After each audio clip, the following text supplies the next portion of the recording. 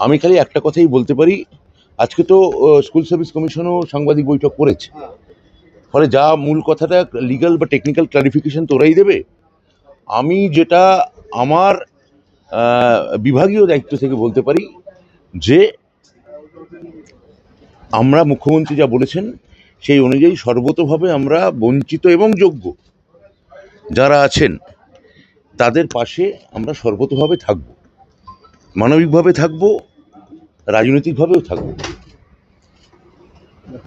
এক দুই, এই যে আপনারা যেটা বলছেন টেন্টেড বা আনটেন্টেড, বা এক দলের বেতন ফেরত দেওয়া হবে আরেক দলের বেতন ফেরত দেওয়া হবে না, এই কথাগুলো তো আমার কথা নয়, এগুলো মহামান্য প্রধান বিচারপতির জাজমেন্টে প্রতিটি পাতায় আছে, মানে বেশ কয়েকটা পাতায় আছে, 28 নম্বর অনুচ্ছেদে খুব স্পষ্ট করে আছে।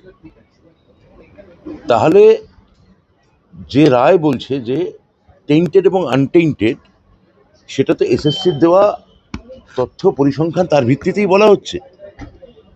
তাহলে আপনারা যেটা বলছেন যে যোগ্য বা অযোগ্য এসএসসি ভাগ করতে পারেনি, তা নয়।